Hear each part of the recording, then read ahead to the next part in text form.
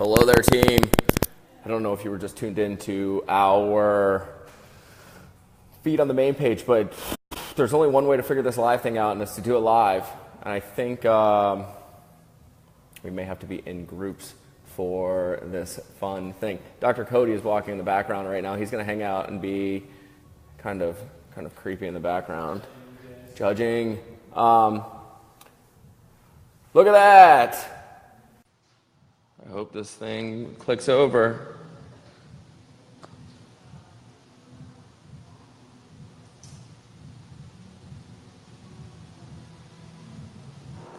Oh! Hey. There we go. Hey! How we doing? Good. How are you? There's only one way to do this thing on the live view, and it's pretty much live.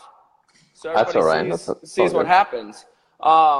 I don't know what happened on our. I don't even know if you can do these on the main pages. The Barbell Shrug guys, which is how we connected, they did theirs on the main page, but all of the other ones that they do is inside the group. So maybe when you have like 1 billion followers like they do, you get extra benefits. Maybe so. So I went to that mindfulness conference yesterday that I was telling you about. And he does his lives. He doesn't do Facebook lives.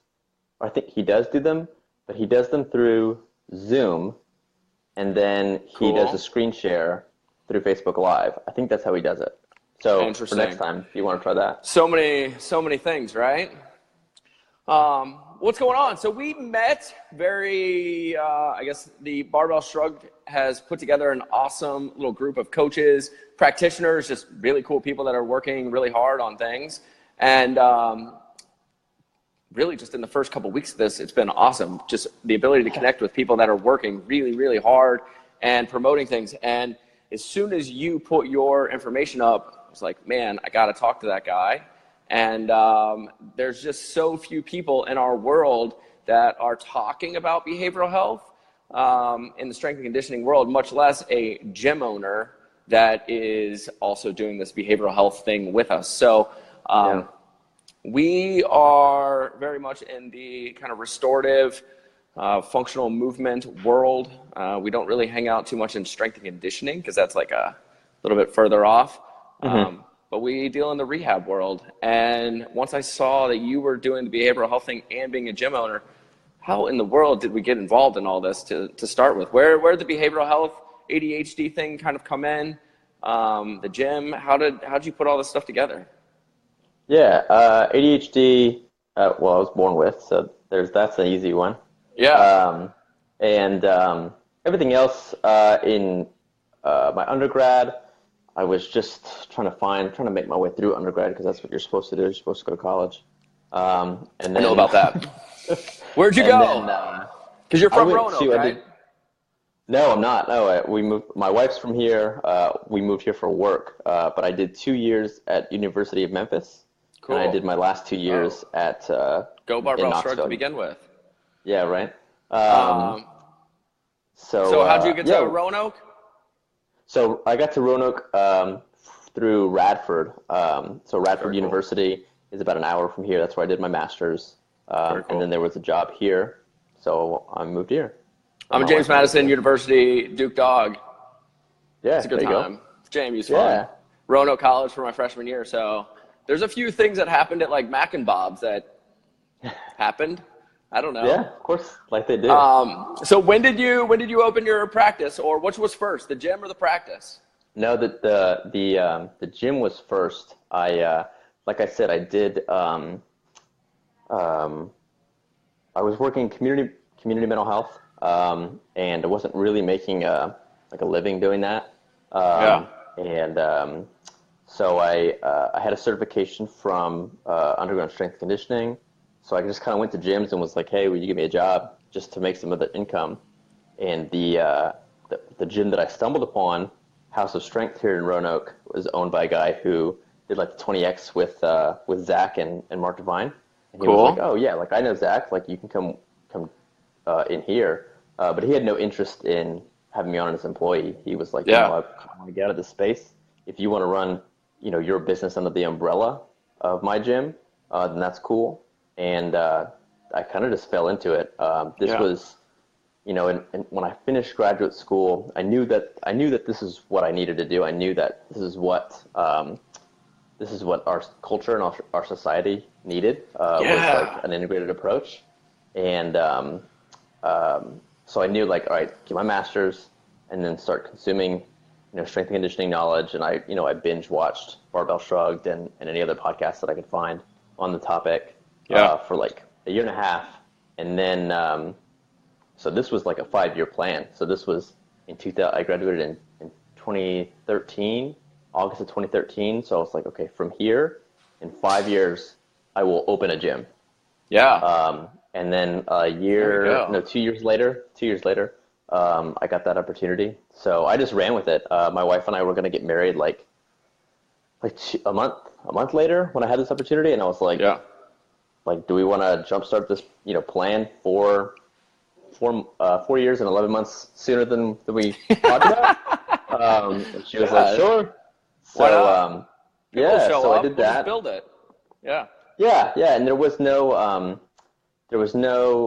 a controlled risk when I did it. A bunch of other things ended up happening, but I ended up renting space from a rock climbing gym, and they were very aggressive in wanting to bring more strength conditioning to their rock climbing gym.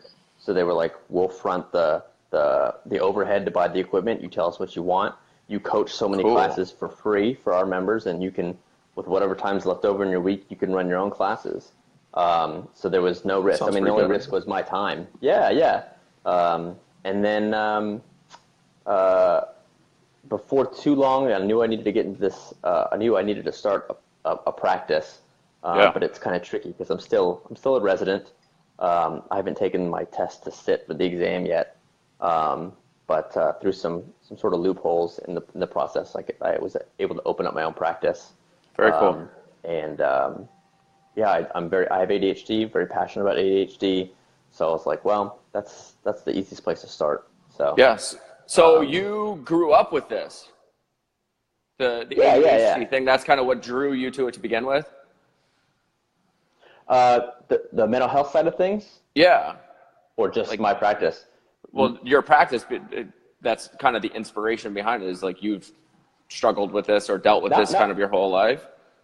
No, it wasn't until maybe a year ago that I was like, I need to specialize in ADHD. Gotcha. I was actually in my senior year of college before I realized I even wanted to be a therapist, before I even realized I wanted to be a Nice. counselor. And I had a teacher who really took me under her wing and really mentored me for the couple months that I was in her class. And we sat down one day and she was like, everything that you're telling me, like, you want to be a therapist. And I was like, okay. And she was like, that's what you want to do. She said, look into this school, this school, this school. Radford University was one of those. So I got into Radford, Very cool. and went from there. But no, the ADHD stuff, I I read a book, The ADHD Advantage, and I was like, oh man, like having ADHD is actually a gift. It's allowed me to run a gym, to have a marriage, a new marriage. We had been married a year, or less than. I have a podcast as well. Like, juggle all of these things, a part-time job, juggle all these things, and I was like, well, if I can do all this stuff, then other people can do all this stuff. And what would my life have been like if I had the skills that I do now? Yeah. Like, I may not even gone to college. I may have just saved myself, a couple $1,000 of school debt and been making A bank. couple thousand, a couple like Yeah, tens of thousands. tens of thousands. Yeah. So, yeah, no, the ADHD stuff, that was just a niche. I kind of realized that, in the gym space, they say, try to have a niche down. And it kind of occurred to me that I should probably do the same thing for my practice. And Yeah. no one does that. I don't know what the situation is there. I'm assuming that it's better than it is Roanoke. I always say Roanoke's kind of like 5 to 10 years behind the times. But very few people around here have specialties. Yeah. So I was like, I could probably open a practice with an ADHD specialty, network with Sure. some people, and probably not have to drop a dime on marketing, and like bring in a decent chunk of change, you know? Yeah.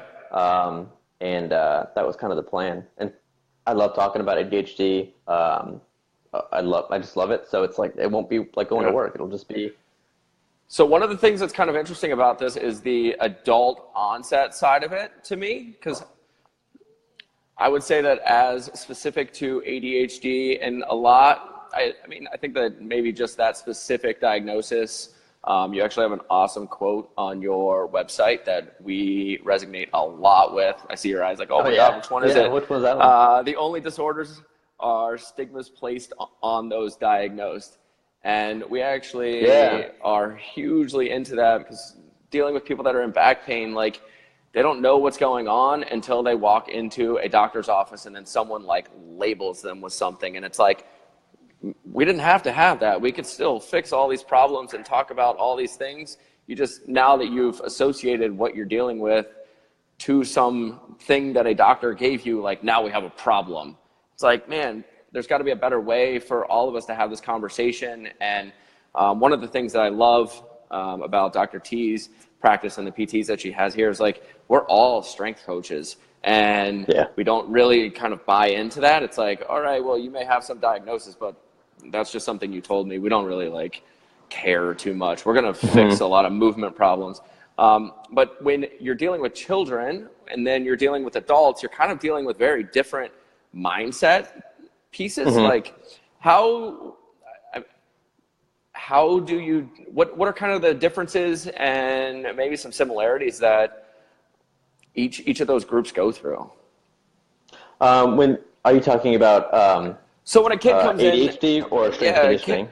Well, the ADHD side of it, and I'm going to get definitely into, like, how does the strength conditioning piece kind of play into this, because I think it's a full system thing that, and we're learning through what we do, that it's all integrated into this kind of health piece. But when a kid comes in, they don't have, let's call it 30 years of baggage coming with them, and they don't really know what's going on. Yeah, so I don't know. I would first off, I would challenge the notion of, like, adult onset. It's you ADHD definitely know more like, than me. Yeah, no, it's a neurological issue. So unless there was like a traumatic brain injury and you're showing signs that are parallel to ADHD, then you could say he's ADHD. But then if he has a traumatic brain injury, then he actually just has a TBI and not ADHD. So I don't know that I haven't seen any evidence for and against, but with my understanding, there's no such thing as, like, adult onset. Now, it could be the way that you manage it. I know I have a good friend who has ADHD, and just elementary, middle, high school, no issues whatsoever. And when he got to college, it was just like, whoa. And so, like, it was labeled, but, you know, when he tells me his upbringing and what his parents did and what his schedule was like, it was like, you were just in a perfect storm of what I tell my parents to create for their ADHDers. Like, your parents, just for whatever reason, they had you involved in all this stuff. They had all this structure. They just set you up for that streamlined success. So it was always there, but you were just growing up. You were in a position to not showcase those symptoms or those weaknesses that we have. I think my mom's on here right now. I think she would. If I was born like 10 years later and they had this knowledge, I probably would have been like a part of your practice. But instead, I was just like, but I think they were just labeled like the class clown or the kid that just won't stop talking. And I needed to play 6 sports at all times. And that was just like a way of life. And I think running around all the time. Yeah, I had a conversation with my mom not too long ago, and she was like, how do you know all this stuff? And I was like, well, you read, I listen to podcasts, and she said, we look for books, we look for experts. And I said, there are few and far between. There are few experts in the space now. Before, it was all probably just books on speculation, or it was books on, I've seen 10, 20, 30 ADHD clients, so that makes me an expert, which to a degree is true. When you're like in a pool of, maybe 5 or 10 other people in the country that also in a similar situation, so the information just wasn't there. But it's coming out now, which is good. but there's so much misinformation and just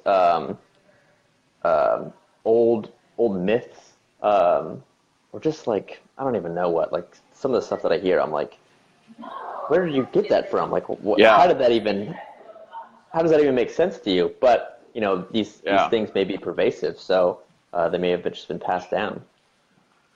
Yeah, you're actually, I don't know if you can see the comments on here, but I can, am. We're also doing some business with you right now because my mom is on here and just asked, does he work with children, since we were in the field and looking for resources? So she runs 5 daycares in Virginia. Wow. Kids from like, I think some of them have like very, very little children in there. When I was part of this system, it was like 2 through kindergarten, and then there was some great school age stuff. But when you're working with children, like what is the early age that you set this thing up? And then what is kind of the process? I guess earlier I was asking about the adult side of it and then the children's side of it. What is kind of the process for maybe consult 1 and then like a little bit of the process of working with children, because it has to be different than when we get to the adults? And that's really when I want to get into the strength conditioning side of your practice of, okay, a kid comes in that's 5 years old and can't sit still. Me. What is the process of how do we help that kid realize he's not totally crazy getting yelled at all the time? Yeah, I think it's hopefully you have good teachers. It's I kind of in my practice behind closed doors, I give crap to a lot of teachers, mostly because they in all due respect, they're working way harder than I am. I have businesses and podcasts and a part-time job, but I still think they're working harder than I am. Where my gripe comes is when they're diagnosing these kids and saying he has ADHD. And I think it's important for the teachers to say, I'm noticing some things. You may want to go have him assessed or diagnosed or go see a specialist about this. Where we get into problems is when they say, I just had a conversation with a therapist last week where she said, I have an adult client who's telling me in session that their teacher's calling them and saying, Johnny has ADHD. Johnny's ADHD is so bad that he cannot come back to school until he has medication. Oh, wow. First of all, that teacher has no kind of mental health degree to be able to give a diagnosis like that. Yeah. And around here in Roanoke, the psychiatrists that can diagnose, they're on like monthly rounds.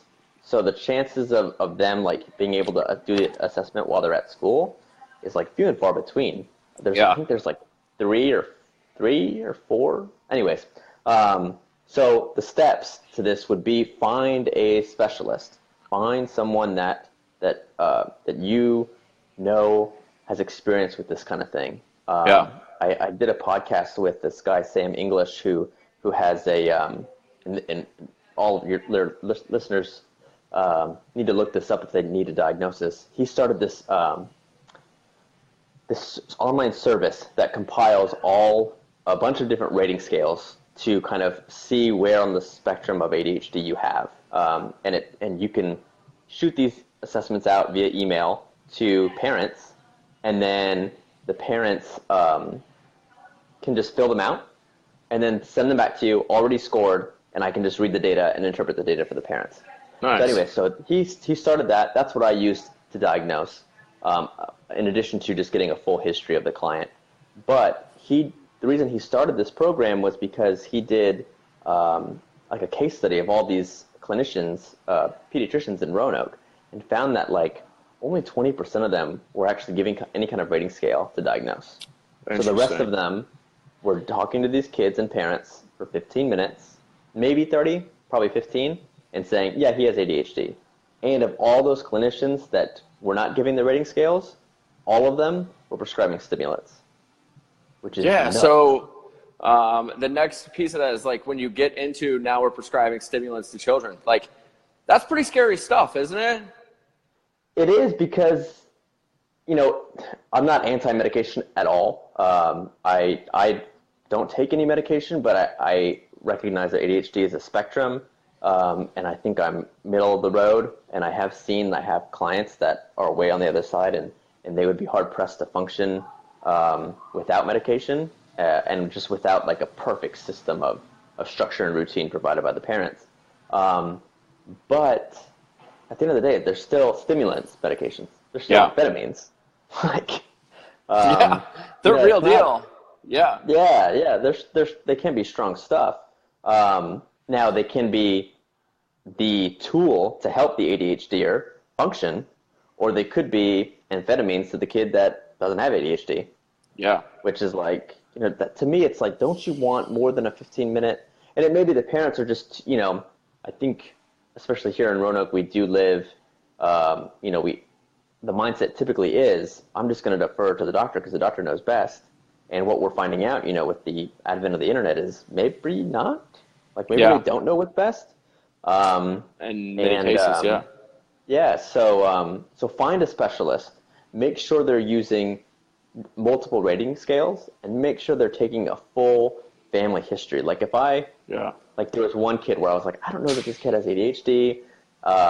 Grandma lived in the house, and I talked to grandma just while everyone else was, doing their own thing, and she was telling me about her upbringing, and I was like, whoa, he got it from grandma. Like, that sealed the deal of, he does have ADHD. I was on the fence, but after listening to you talk, he has it for sure. Yeah. So take that full family history and figure out what is going on historically. And I think that's your best bet. And ultimately, reading skills are great, especially if you can give a battery of them. But the real cream of the crop is an expert specialist who takes that family history. Yeah. So now we get into your gym and the adult population. And how are you kind of integrating all of these things together? Like, it is a big system. And how does the gym, I guess, kind of help, or how do they flow together? What does all that look like? It's not super integrated right now. I can't not be a therapist. I can't not be a counselor. I can't not read my lifters nonverbals. That happens. I could be spotting one of my guys squatting and just say, like, just from the back of his head, just say, he's not gonna make the lift. Yeah. And just tell him, see enough of it. Yeah. Rack it, and go walk it off. Yeah. I think, I can't separate that, but that's not the space. That's not what they're paying me for either. They're not paying me for, like, hey, did you have a hard time last night? Or hey, did you have a, rough, fight with your spouse or whatever? So it's more of, you're not in the right headspace. Go take some air, go take some deep breaths, and come back here. But I think where the integration comes from is just my ability to check in and know what my guys need. And I hear like Travis Mash and Zach Evanesh talk about like reading their guys, and they've been doing this for years and years and years and years. Yeah. And when they talk, I've only been doing this since 2015, so it'll probably be 2 full years this month, and like I'm already there, and that to me that is my education and my master's degree coming like paying for itself. There you go. And so in that respect, I can do that, and some, depending on the lifter. Like I have an older gentleman who I can just see the gears turning, and he's not a guy that I want to be like, hey, just take a deep breath, like you can do this. He's the kind of guy, he's a go-getter. He's like hard charging that I'm like, you are going to make this lift, and I'm behind him squatting him, and I'm like, you bury the squat and get back up, and everyone else in the gym is like, screaming and yelling. But I may have another guy who I'm spotting him, and I'm like, take a deep breath and bury it. Just do it. And that's enough. So I feel like that's helped a lot. But it gets weird. The boundaries kind of get really sticky, and I've been really cognizant of not diving in and being full on therapeutic, especially because it's not not really an appropriate setting, especially when I have a class going on of like, hey, Yeah. let's process what's going on. There's kind of a running joke that at some point in my class you're going to cry, just about whatever. And I really believe in, and I have one of Travis Mash's new shirts. It says, the barbell will teach you what kind of person you are. And the reason I like the strength and conditioning model is everyone's stuff comes up. Yeah. Like as they start reaching, maximal loads, all their stuff just kind of bubbles to the surface.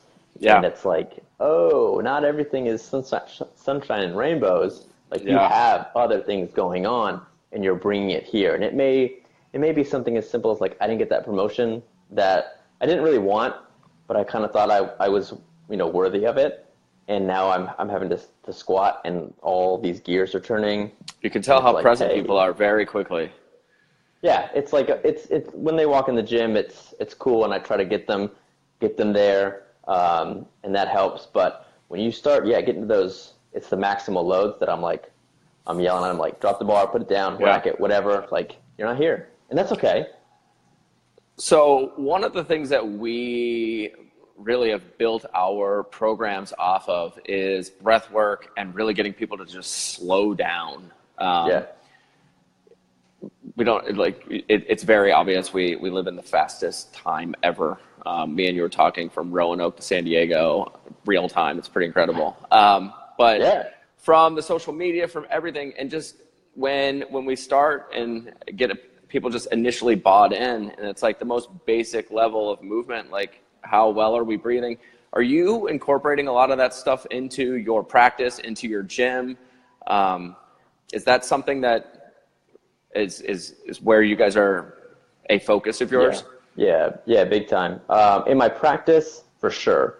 And I know the gist of ADHDers are like, well, I can't meditate, or I can't, box breathe, or I can't, do this. And it's like, I know it's hard. I had a conversation with one of my colleagues, and she was like, yeah, I usually have my clients do like 3 rounds of like a 4-second inhale, 4-second exhale, and we go maybe 10 minutes. And I'm like, 10 minutes? Are you insane? And she's like, well, yeah, that's typical. And she was actually telling me about an ADHDer, and I was like, Heather, no, that's way too long. I was like, I can maybe get, like, the very first time I did box breathing, I was thinking about lunch by the top of the first inhale. And I'm like, so how, gauge your attention span for the ADHD, or it's going to be a lot less. But no, to your point, yes, at the practice, a lot. I almost do it with all of my clients, especially if they have ADHD. I will do it, and I'll mix it up and kind of give them a change of pace. And at the gym, I work it in again as I start getting to maximal loads. Nice. Just from a stability standpoint, if you let out all your air and then try to 1 rep max, it's like not gonna happen. It's like it's the most universal thing to be able to get people to breathe well. Not only just entering. Sometimes I talk about it and like seeing things in just slow motion. Like you may be walking up to a PR back squat, but doing it in a calm way and not over amping yourself up. And it's just it's incredible how much that plays a role in not just the performance, but like the general health of people. Nothing's worse than when someone calls you and says, I've got back pain, shoulder pain, knee pain, whatever it is. And you just say, all right, cool. Well, just do nothing. And let's talk about how well you breathe. Yeah. And it's like all their problems start to rush to the front of their head and like, it gets crazy. Yeah. It's like a nice little equalizer. And to me, it's, if you can get them in that space, and I think it's hard for the ADHD population to just quiet enough for that stuff to even come to the surface. Yeah. But even for the general population, that is getting under the barbell. Like that breath, that inhale, you unrack it, and then we're dropping into it. Like that's quiet. There's nothing going on in the head. All that stuff, it's space in your brain for all the stuff to just kind of just come out and play, so to speak. It's really interesting when you start to get into the performance side of things too, because it's like people focus a lot on PRs, and they don't realize like the difference between setting like a 10-pound PR or whatever it is can really just be like how present are you in that lift. Like no one really knows what their like maximal strength is. And it's because so many people will go stand underneath the barbell or go stand over whatever Olympic lifting it is, and their brain is back at work. It's like, well, that's a pretty complicated thing, and you've never done that before, and now you're worried about what's going on at work or what's going on at home, and trying to perform and do something you've never done before. It's going to be pretty weird, but if you can fully get your brain wrapped around what's going on, you're actually able to commit all of your energy towards that process.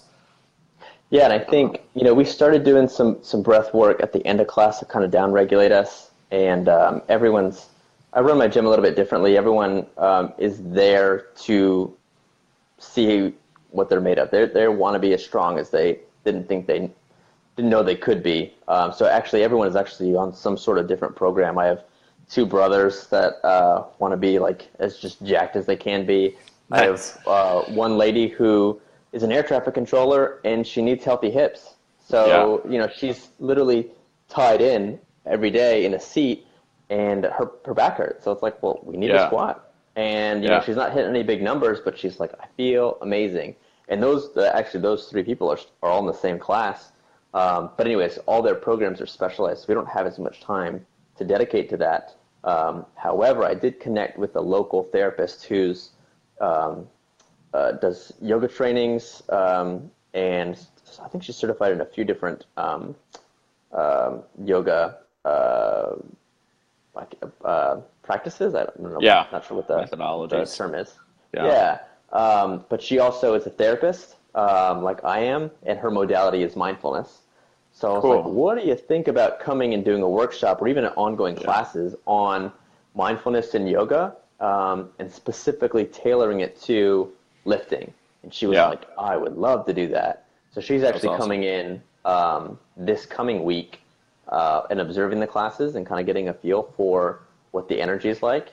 And then I think she's going to create like an entire curriculum specifically for my lifters to be more, mindful and healthy.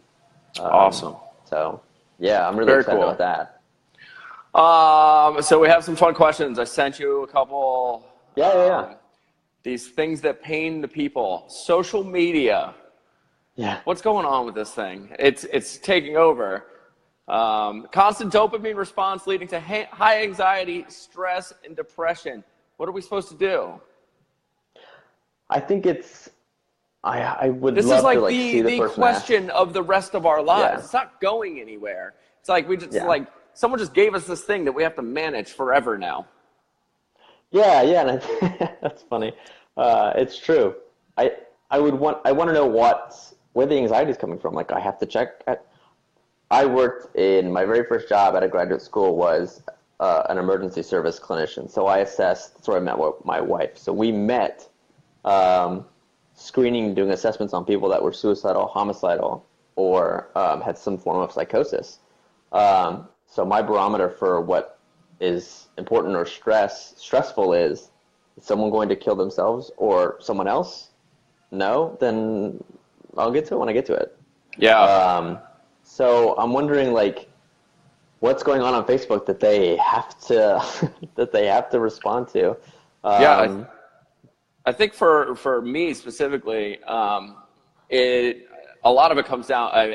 This is not my question, but I totally empathize with people that get like locked into this thing. I mean, we all run a business, and we all have to do this marketing thing, and we have to tell people what we believe in, and we have to do it a lot because there's a lot of people talking about what they're doing and how they can help people, and like we want to help as many people as possible. So it happens to be the free and easy way to get your message out.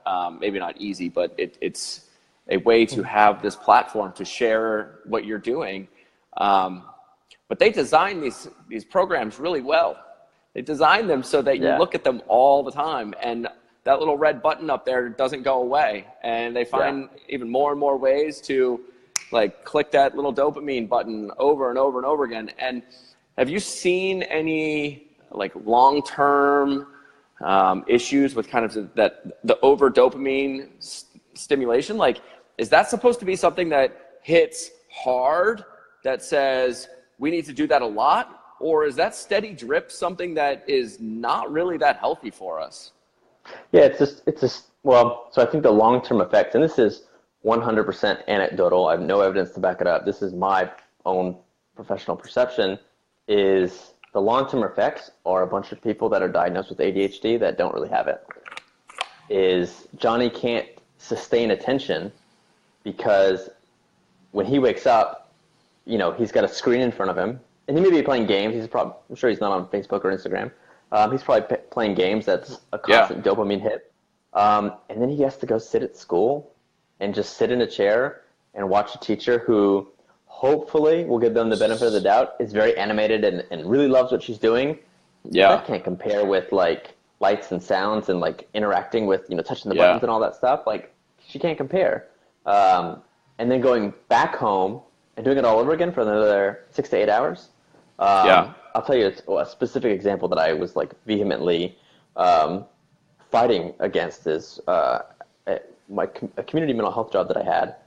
We had a kid who was overweight, very anxious. Parents were in a rocky marriage, and his teachers were like, he has ADHD. He has ADHD. He can't focus. He's talking out of turn, blah, blah, blah, blah. So in community mental health here in Virginia, we go in the home to kind of do the therapy. And so I went into the home, observed them for a couple, weeks, and realized that this kid's waking up just in time to, have his carbs before school, in the form of, cereal or just, delicious toast or bread or whatever. Yeah. Going to school, getting home, and playing video games for, 8 hours after he got home. Yeah. It's not getting it done. And this was not like every now and then. This was every day. I was like, well, tell me about your day. Like, I'm going to play video games. What do you do? Well, nothing. I go to bed. There's no way you can't do anything. And then in talking to his parents, I was like, dude, he really doesn't do anything but play those video games. So I think that's the long-term thing. One of the other things, and I'm not sure if the research is current on this, but the part of our brain that is responsible for sustained attention. Now, when I looked at this, about 5 years ago, it's kind of like a muscle, and that muscle is a little underdeveloped in the ADHD. That's why we have impulse control issues. But it also affects dopamine in the way that it's either put out or whatever, processed or how regularly it's put out. But anyways, it's just like a muscle. So if it's not being exercised, it's going to atrophy. And if we are constantly understimulated, or I guess overly stimulated, that muscle to sustain attention doesn't get developed. And that looks a lot like ADHD with no other symptoms. Yeah. And I think that's the long-term effects, is a bunch of people that have no sustained attention. Yeah. But I don't know. We'll see. So going from the kind of that chronic low-level stress into intense PTSD type stuff, how do you deal with that? PTSD, that's massive conversation, clearly. Yeah. Do you deal with a lot of this stuff in your practice? Like the low-level stress is one thing, and then the big event or kind of whatever spawns that. Yeah, not a whole lot. I do have a lot of the kids at the community mental health job that I have. They're in there because they're in some sort of crisis because of some traumatic event.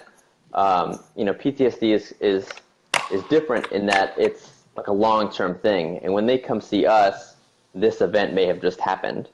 They may have just had some suicidal thoughts, so now they're in crisis to kind of return to some sort of baseline, so that outpatient or another traditional means of therapy can be effective. But dealing with like adults in PTSD, I don't think I've ever seen a client. It's either way you slice it. I think, low level chronic and PTSD is high level chronic. Eventually our bodies are just going to get worn out. one way or another. Yeah, Like eventually we will be exhausted and not be able to cope anymore. System's just running so high all the time. Yeah. Yeah. Either way, it's not good. Yeah. How much does stress affect the endocrine system? There's a lot of big words in there. Stress, endocrine system. I think Juliana. Go ahead. Sorry. I know. I think what we just said answered it. Is any kind of low-level stress, high-level stress, any kind of stress for a prolonged period of time is going to throw everything out of whack. So stress does, and I'm not an expert in this in neurology or chemical biology of the brain, but it can't be good. I mean, yeah, totally. The metaphor that I was thinking of when you sent me these questions ahead of time was, even if you were super like mentally fit, whatever that means, or super well adjusted. I like to think I'm sort of well adjusted. There you go.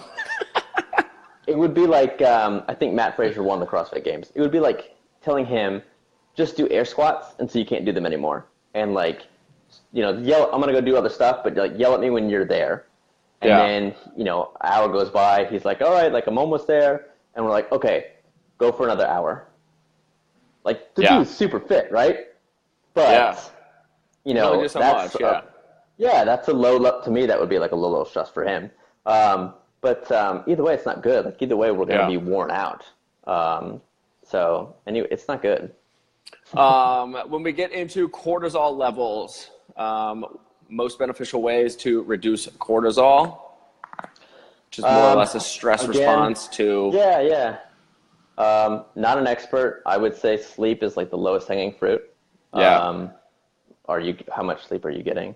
And a lot of these things, in my limited knowledge and experience and expertise, a lot of these things can just be helped with the basics. But I think, we want these like big, huge, grand solutions. And it's like, are you sleeping 8 hours? Well, no, I'm only getting 5 or 6 or whatever. Yeah. It's like, well, try to get 8 hours. I have a guy that who came to me and was like, his life's not by any stretch of the imagination a mess, but he's like, something's not right. Like, I'm not running optimally. Can you help me? And I was like, I don't know, we'll see. So he and I actually meet every 2 weeks. We pick a very low-hanging fruit goal, and we're trying to see what makes him feel better. And I've never done this for anyone, and I severely doubt there's any kind of certification or degree to like optimize like human performance or human well-being. But like the first thing that we tackled was, I want you to journal your sleep, and then journal like how you're feeling that day. And like he saw the raw data that he created and was like, yeah, I usually get 5 hours, and I'm like an all-star when I get 8 or 9. Yeah. And it's like, all right. So sometimes when I get like 9 hours of sleep, I think I'm capable of quitting coffee. I feel like I'm like a superhero. I don't need that. Who needs drugs to keep you going? No. Then the next night it's like 6.5. Like, now I know why. I have actually never heard of this before, but tension and trauma release exercise. Have you ever heard of this? No, I haven't. I'm wondering if it's similar to EMDR, and I don't know what that stands for. The rapid eye movement desensitization. Is that what it is? I haven't heard of it. Like I said, Roanoke's 10 years behind, so maybe in 10 years I'll have heard of it. Yeah, well, we're out here in Southern California, so when a question like that comes in, we're like 10 years ahead, and 99% of it isn't around in 10 years. So you're getting the real stuff that works. We're just out here experimenting and doing really weird stuff. Yeah, that is a blessing. Yeah, it's a blessing of being here. But I will say, I think the question was like, does it work or is it effective? Yeah, one, if you've heard of it, and two, what do you know about it if you have? I would say I haven't heard anything about it. I don't know anything about it. But I will. My question back would be, I don't know. Is it effective? Like, have you tried it, and is it effective? And if it works for you, then ball out. Like, do it. Right on. I think a lot of these things, any of these just strange out there things, if they work because they're giving you a method to release whatever is built up inside or whatever that stress is, and if it works, like, get after it. Do it. and there's no right or wrong as long as it works. And there's Then something the to be last, said of, I was sorry. going to say, there's something to be said of, like, if you enjoy it, it's going to work. Like, if you, whether that's, in your strength and conditioning analogy, like, if you CrossFit, if you like powerlifting, if you like strongman, like, if you like it, you're going to stick with it and it's going Yeah, to work. for sure. So that would be my advice to that person that asked. Awesome. And the last one. Do you believe that mental health disorders begin with constantly analyzing and thinking about yourself, or do you believe it's related to traumatic events? I would want to know what diagnosis they were specifically talking about. I mean, if they were talking about like an anxiety disorder, then it's, and that anxiety disorder is related to how people view themselves, then yes to that question. Yeah. If that person has PTSD, and they served overseas and they saw some horrible things, then yes to that. For sure. For my ADHD, I can say no. I'm pretty sure I was born with it. To the 80-year-old that has dementia, like that, that just happened. Yeah. I need to get on the dementia train. Yeah, for sure. But these things happen. Yeah. I will say, Go ahead. I will just as like a disclaimer for anyone that's not sure about this whole mental health piece, and it's something that I try to make a point of bringing to people's attention is there's like a 50-50 shot that you will at one point have a diagnosable disorder in your lifetime for everyone on the planet. And that may be ADHD, that may be a general anxiety disorder, or it may be the dementia on your last like 3 years of life.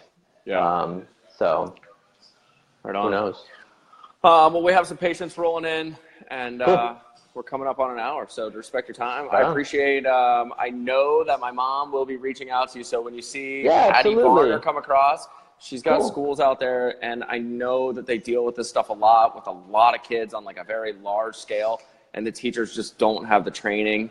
And then the way she is, she's going to be at your gym too when she's out Cool. there doing her thing. Right So on. very cool. I appreciate your time, and Absolutely. Thank you. we'll get all the links up and stuff so people can contact you, but I appreciate it. Right on. Thank you. I appreciate it. Awesome. Thank you. Later. All right, bye.